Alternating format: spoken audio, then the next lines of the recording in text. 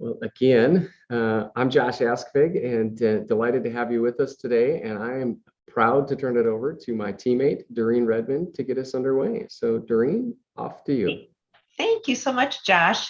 Hi, everyone. As Josh said, I'm Doreen Redmond from AARP North Dakota, and I'm so glad you've joined us for today's Passport to Healthy Living Winter Mental Wellness program with Dr. Paul Nussbaum. As Josh said, he was with us last year at this time, and it was just such a comforting conversation that we had with him. And I believe that we'll do the same thing today. So please sit back, enjoy, and take part in the Q&A and some polls that we're going to do. And right now we have a poll, in fact, that we'd like to put up and ask you a little bit about what kinds of things you experience during the winter months. It's an anonymous poll, and just tell us a little bit about, and it's multiple choice, so you can choose as many as or as few as you wish. But anyway, tell us what you think, and then we'll come back to that in a little while and review that. So very good. Well, we have got a nice program in store for you today, and we're really looking forward to it. Thanks again, Josh, for being our greeter. And if any of you are ever interested in taking part and helping with our online events, please let us know. We've always got room for new virtual volunteers to join us online here. So, and we already talked about the Q&A. Just remember that these programs are also being recorded, and they're on our YouTube page so that they can be watched afterward if you ever choose to, or shared with other people. So anyway, with that, I'd like to now introduce you to Dr. Nussbaum. There you are. Hello, Dr. Nussbaum. Thank you so much for being with us today. Hey, Doreen, it's great to be back with you. Yeah. Thank you so much. Yes, it's really glad to have you here. Dr. Nussbaum, I should say, is a board-certified psychologist, adjunct professor of neurological surgery at the University of Pittsburgh School of Medicine, and president of the Brain Health Center. And now, just tell us, how are you doing this year? How's your year been for you? And what kinds of things have you found as highlights this year, or experiences that have been pleasant for you? Oh gosh, what a year, right, Doreen? Yeah, Probably it's probably more than a year, right? But first of all, thanks so much to AARP in North Dakota, and Doreen, you and Josh and Wendy and Janelle, and the whole team there for doing this. First of all, for a lot of us who don't have a chance maybe to be part of things like this. So this is very, very powerful, very, very good. So thank you. The past year and a half for me has been probably like a lot of folks out there. I've coped as best as I can with COVID. I was looking at some data today, Doreen, and it looks like North Dakota is not declining in numbers, but not increasing in numbers. I'm in Pennsylvania right now, Doreen. I was born in Pittsburgh. And it's probably a good thing I'm here today, right? Because I can relate a little bit better, because in Pittsburgh, we have some jokes too about how, it's 3-4 o'clock in the afternoon. It feels like it's 9 p.m. at night. Dark. Yeah.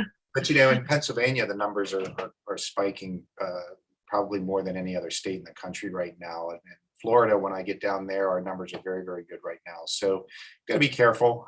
You heard Josh talking about the need to get the shots and the booster. And my wife and I have done that.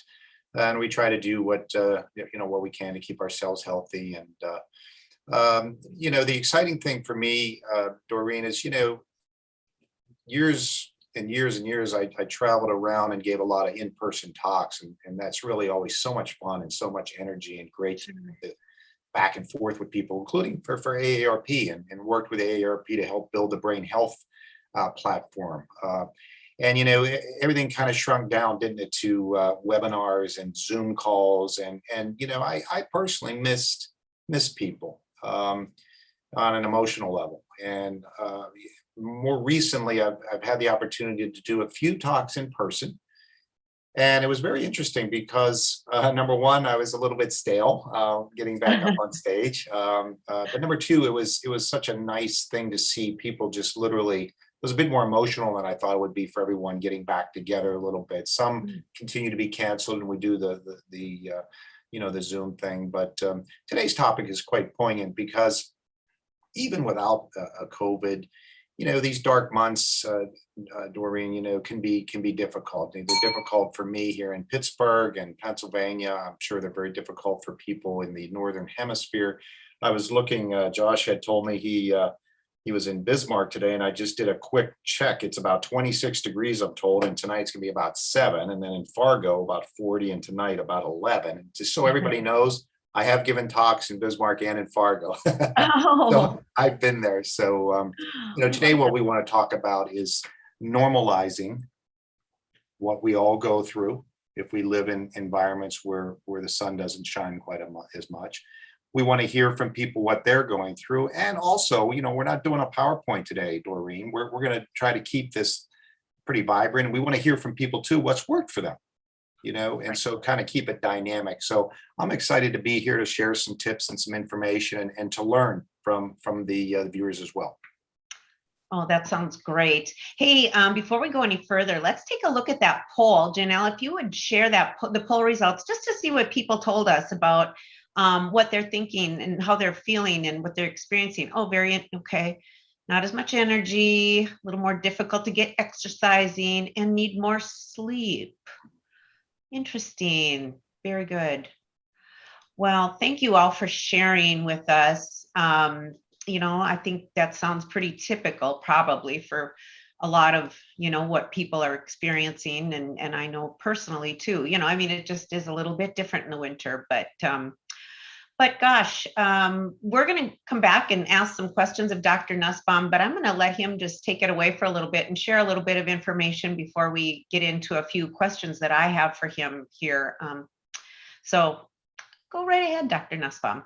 Sure. So, one of the things that we don't talk enough about, I can tell you in medicine, and certainly with the general public, is the importance of light, sunlight in particular, upon our neurobiological health and well-being. You literally have what are called retinal cells. Those are not cells that help you see, but they're cells that sit just behind each of your eyes, and they take in light. They're like photoreceptors.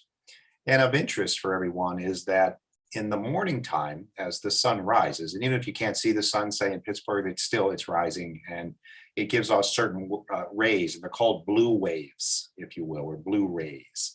And those rays, as they hit our eyes, begin to set off a hormonal reaction in our brain that helps us to become aroused and gets our blood pressure pumping and our sugar levels moving. And we're setting out to begin our day, right? And we're thinking clearly, and we're kind of energetic. And then interestingly, as the sun sets, it's a different color. It's what's known as orange waves, which hits again our eyes and begins to set off a different hormone called melatonin. And as melatonin increases in our brains and bodies, we become drowsy. And so we prepare for sleep, correct? So in this first poll, for example, right off the bat, Doreen, within the winter season, what did the people tell us? Increased sleepiness, less energy, less likelihood to exercise. So you feel kind of almost as if we're getting bombarded with a lot of those orange waves and less blue waves. So less blue waves, less aroused, less animated, and more likely to be depleted of energy, which is very, very interesting. Now, you have a number of really great handouts that Doreen and I put together that you can kind of look at. But within that, what we're learning is this thing called seasonal affective disorder, SAD it's called, as an acronym, seasonal affective disorder. Interestingly, it spikes, relatively speaking, 11% plus in northern hemispheres where we don't get as much sun. So in Alaska, you're going to see much higher rates of seasonal affective disorder, and it's a disorder that kind of impairs a person's ability to function as well or as normally. Whereas in places like Florida, you only see about 1%. And again, it's all contingent on sunlight exposure.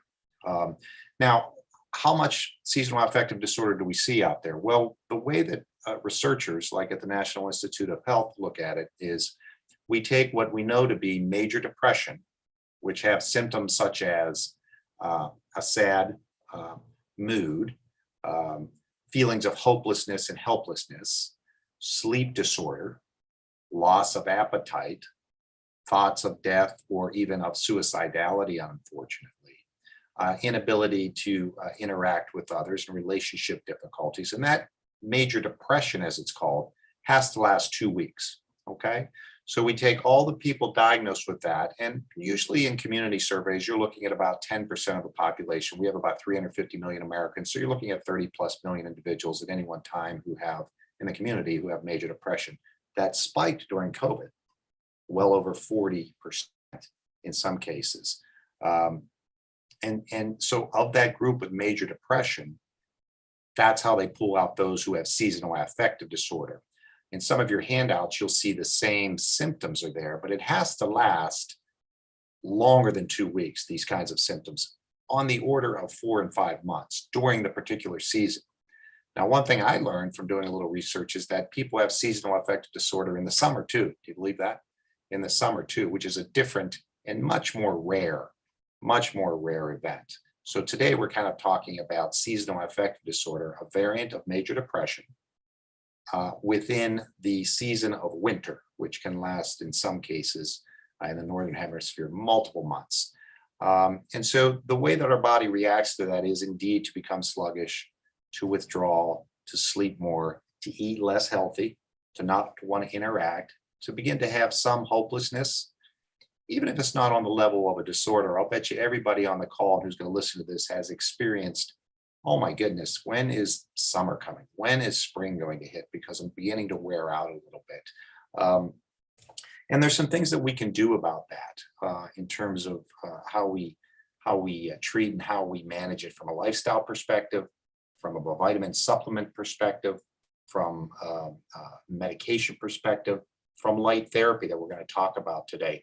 One of the other interesting things I wanted to tell you about is your brain, when it doesn't get the light, when we may enter into symptoms like seasonal affective disorder or full-blown seasonal affective disorder, our serotonin level, which is a neurochemical, goes down. So imagine a swimming pool, the water kind of going down lower and lower and lower. So our serotonin level goes lower and lower and lower. And that's what really disrupts our mood and our energy and our appetite and our sleep issues. Interestingly, with seasonal affective disorder, our melatonin increases. Okay. So as your melatonin increases, you're always going to kind of be in that drowsy state. I find that kind of interesting. I'm a bit of a nerd, but I think these things are kind of interesting. It's important to understand what's going on before we can make adjustments to make some changes. So I'll stop there for right now before we get into maybe some things we can do, Doreen, to set the foundation. Yeah, very interesting with the melatonin level. I found that is very interesting. Great. Well, that is some good information for us here while we're sitting here in the Northern Plains for the next few dark months. But we've got some questions ready for you today here. So I want to just ask a few of them about seasonal affective disorder. Is it hereditary? Is it something that runs in families? So seasonal affective disorder, again, because it's a variant of mood disorder, major depression, and also what you might all know to be bipolar disorder, or what used to be called when I was being trained, manic depression. Those tend to have a genetic predisposition. And when I say that, I don't want you to think that if my mom or dad has a mood disorder, I automatically get it because I'm a first-degree biologic offspring. It doesn't mean that at all. It means I'm more susceptible compared to a person whose parents don't have that. So while there is a hereditary sort of link, it's linked to the mood disorder, not necessarily to seasonal affective disorder. And again, where we live geographically is going to have probably a bigger imprint on that manifestation. But if you have a mom or dad who has a mood disorder and you're living in Pittsburgh or you're living in Bismarck, you probably have a higher likelihood than if you were living in a Southern Hemisphere kind of location. Interesting. Yes. Very good. So, what point should people seek professional help? I think, we kind of feel like, oh, maybe things are kind of a little tough, but it's like, oh, we muscle through it and, you're okay. But is there, or do you just kind of know? Yeah, that's a really good question. I think AARP has done a nice job with this. And, in my own little way, I've tried to help with this. You back up a little bit, you take a deep breath and you say, look at how far we've come with mental health in the country, right? We're still not where we need to be in terms of, thinking about how easy is it for me, Doreen, to tell you that I'm feeling blue and I'm not doing quite as well. Men tend to have a harder time manifesting that, expressing that than women, but we're getting better. So the good news is we're better able, we feel more comfortable talking about our emotions. Um, everybody's different. I will say this, I just got done visiting Doreen, my 97-year-old mother. Okay. Aw. Now you don't get to 97, and a lot of people who are your heroes and members of AARP don't get to be in their 70s, 80s, and 90s because they're passive. It doesn't work that way. They tend to be stubborn, and and it's a beautiful thing to see. And but that's what helps them be healthy. And they're strong. And so oftentimes that generation, you didn't talk about that. It's a sign of weakness, but I think that's changing as well. For everybody out there, look, if you kind of know, it's between your ears, and you kind of know, it's not just me experiencing symptoms, it's me now experiencing symptoms, and I'm really not able to do as well as I need to be able to do the things that I do every day. Okay. I'm more irritable with people on an ongoing basis. I'm really messed up with my sleep, my weight, and my appetite, and what I'm eating. If I'm eating more snacks and sweets and the carbohydrates, I'm going in a bad direction. If I'm consuming more substances like alcohol, smoking a little bit more, we don't want that to happen at all, but that's the way some people cope. It's not judgmental. But those are all things that are signs to you that, hey, time out. I need to just take a deep breath and talk to somebody I trust to say, hey, what do I need to do? And oftentimes that can be with your primary care physician, a good friend, a religious leader, somebody that you trust. And maybe take the next step, because there are ways to be helped, and you don't have to go through this alone, and you don't have to go through this without assistance from healthcare providers. That's right. And there's lots of help out there, and there's lots of folks who are willing to listen. And my mom is 96. So, and she's, her mother was a homesteader. And so we're kind of from some tough stock. At least I hope so. So anyway, Sure but are. let's switch gears and talk a little bit about technology and social media. Yeah. Good, bad, ugly. What's the Yeah. real? Is it helpful or hurtful to our mental health? I think Yeah, maybe. that's a great question. It was probably the same question folks asked when the radio was invented, and then when the TV was invented, right? And my general sense this past year has been the culture has become a bit caustic and a bit hostile, and we're not treating each other the way that we were raised to treat each other. I'm a big believer in what I call neurospiritual healing, which are things like kindness and compassion and forgiveness and helping people, being kind. And when you do that, you really release a lot of endorphins and oxytocin and really good, wonderful ingredients to the brain. That's why you feel better. That's how you lead to brain health. But when we get bombarded with negativity on TV and through the news and through media and all the social media platforms that everybody knows about, it's not helpful. Because remember the last time we talked, Doreen, I'll say it again, is your brain just gets shaped by the environment. That's how it works. It's not rocket science. Wherever environment you're in, it'll be shaped. So if we're bombarding our brains with violence and negativity and bad things, that's what your brain develops around. Today we're trying to talk about the good things and the positive things. One of the messages I have for people when I talk now for brain health, which we're talking about today, is to kind of power down. So a couple practical tips that I try to live by now. I never have my phone at the dinner table. I never have my phone in the bedroom. You'd be shocked to learn, maybe you know this already, but you'd be shocked to learn where people are texting, what behaviors they're engaged in when they're texting. It's just, it's unbelievable. And so a lot of the negative messages are not helpful. Now, how is social media a positive? Well, it can keep us connected during times of isolatory needs from a policy perspective, or your mom or my mom maybe is in not able to have family around because of healthcare policies. So technology can be really a lifesaver for them. And it also can be used for educational purposes. Look at what we're doing today. Okay, without this, how are we going to do this? All right. And so it's a very wonderful platform for education and information and empowerment. And reaching out to people who maybe need to have a hand reaching across the screen to say, hey, we're here for you. So think about that for yourself. And if it's the same thing, again, we were just talking about, Doreen, if all the social media and all the news and all that is, you're feeling kind of, just blah, it's making me feel down. It's bringing me down. Turn it off. Turn it Right. off.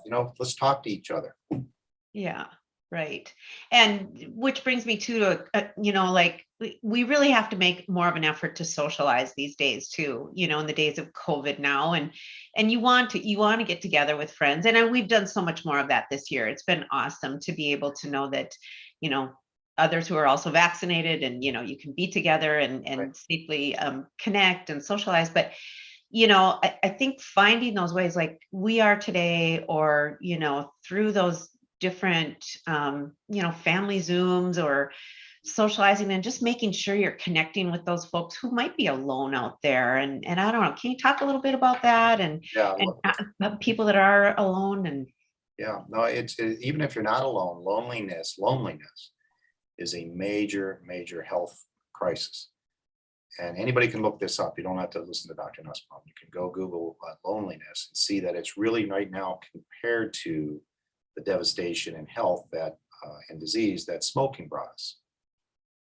Same thing with sedentary behavior. Loneliness, in fact, I make sure, I would say to AARP, anytime a new member comes on and they sign up and they have to fill out a profile, you should ask them, are you lonely?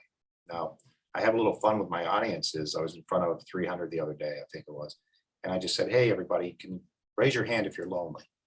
Well, it's kind of a joke, right? Because nobody's going to raise their hand. And that's the point. People won't come forward and say it. So we have to ask in a discreet way, in a trusting way, particularly with loved ones, our parents, our spouses. Start with yourself, though. If you're feeling lonely, it's important to address that.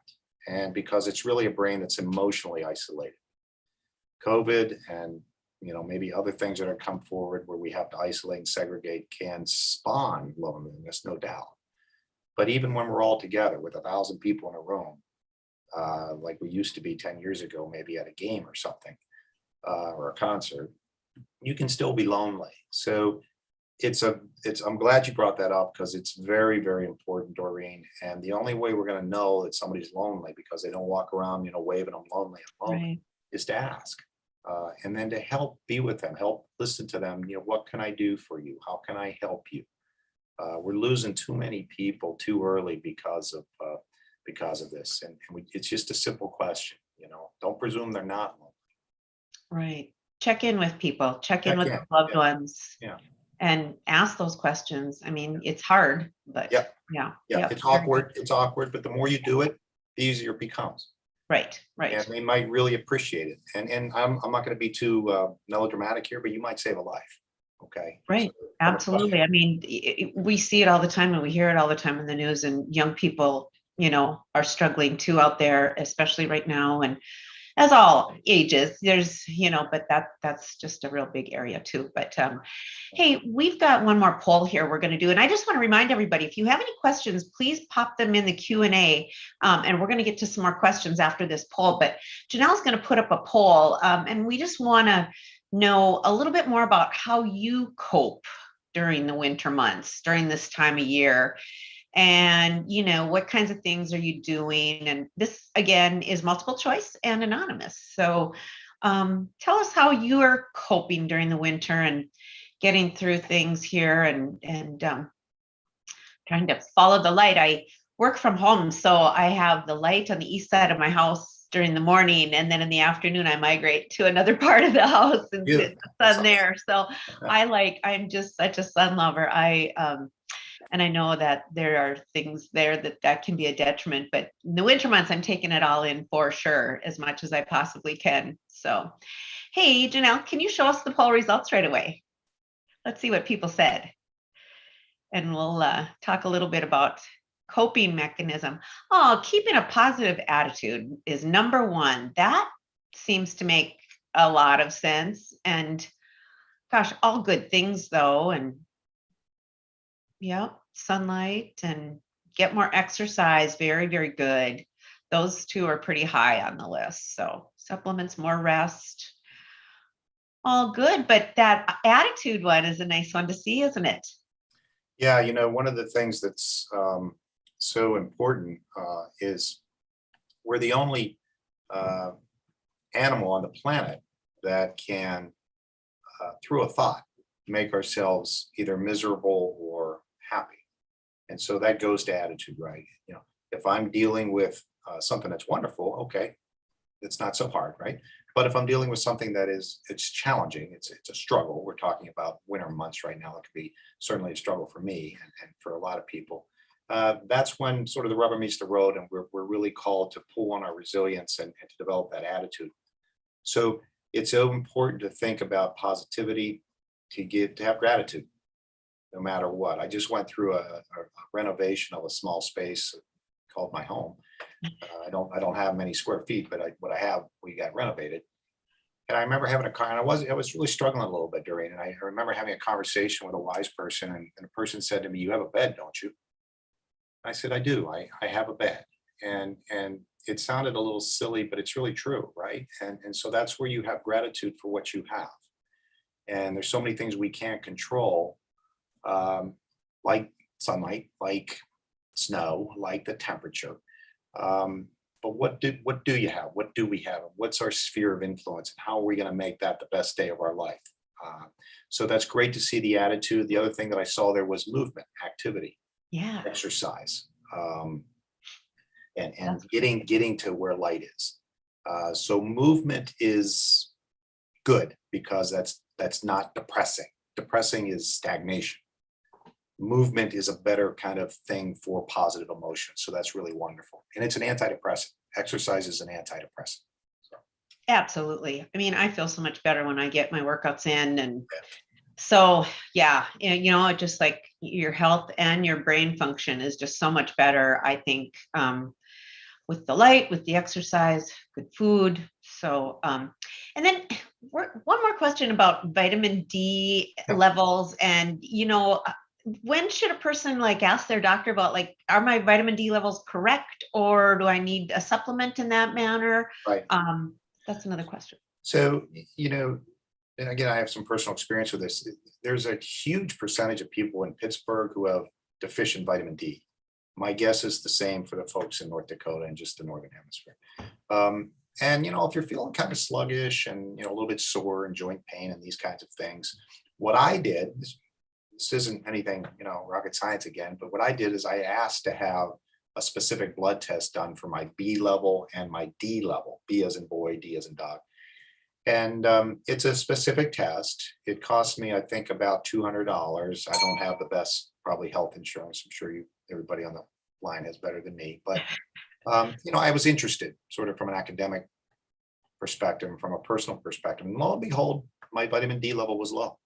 Really? And it was so low that my doctor put me on a supplement. Now, I was in Pittsburgh, but I was transitioning down into Florida. And the advice I got was, take the vitamin D, let's get this thing stabilized. And then once you get down to Florida where there's more sunlight, because the most powerful potent vitamin D is D3, it's called, from natural sunlight. I didn't need the supplement anymore. How much do we need? I did a little research on that. And for some funny reason, we talk about these supplements in terms of international units. I'm used to grams or milligrams, micrograms. But these are international units, and it doesn't matter age. You raised that earlier, Doreen, which I thought was a good point. What we're talking about today is not just for children, it's not just for middle age, it's not just for latter, it's the whole human condition. Okay, seasonal affective disorder, in this case, vitamin D. So in terms of birth to 12 months, you need about 400 international units. From year 1 to year 70, about 600 to 800 international units. 70 plus, you can even go up to 800 international units. And I did some funky conversions, and you can do it as well if you want to. That you can figure out that's like 20 micrograms. But they usually give it to you in international units, okay? Some you'll see, if you do a little research on it, you'll see some people say you can go 1,000 to more a day, but those are the recommended. They came from like Mayo Clinic. You can get vitamin D in foods like fish and cheese and chicken and liver, but it's difficult to get as much as you need, particularly in the winter months. So that's a really good conversation to have with your primary care physician, particularly as you go into the winter months, and if you're vulnerable to how it feels in the winter months for you. Yeah, very interesting. And the vitamin B level too. I do take B12, and I do find it helpful for me. Sure. But everybody's different, and it is a good conversation to have with your doctor, like you said. Yeah, and you want to be careful. The thing about vitamins is it's a multi-billion-dollar business industry. And there's really no research that shows that it increase your longevity. And a lot of Americans, we tend to be seduced into thinking more is better. A lot of people are on supplements, they don't have the need for a supplement. Okay, so if your B level is normal, if my D level was normal, I wouldn't have needed the supplement, right? But we got to figure out what your levels are first before you consider a supplement. Sure, sure. Very interesting. Well, thank you so much, Dr. Nussbaum. And I'm going to just remind the audience, if you'd like to hang on and ask a question after we stop the recording, please do that. Dr. Nussbaum is going to stay on for just a little while and you can pose your questions. But I want to thank my colleagues, Janelle and Josh, for being here today and assisting behind the scenes, and for all their supports in the background and all that. So great to have them here.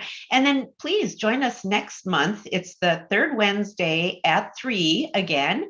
And we're going to be visiting with Anna Frizzell again from the FM Camera Club. She's going to be doing a smartphone photo editing program. She was with us last July and did a really good just smartphone photo camera use program. And she's taken it a step further by showing us more about editing those photos. So anyway, we'll look forward to that. And please remember, these programs are being recorded so they can be viewed later. You'll find them on our YouTube channel at youtube.com/AARPND. And all our events can be found at aarp.org/ND-events. And for those of you attending this live event, watch for an email with a link to a survey. We'd like to get your feedback on this and hear what you think of it and what you'd like to see more of on this programming. But thank you again for joining us for the Winter Mental Wellness Program, part of our Passport to Healthy Living program for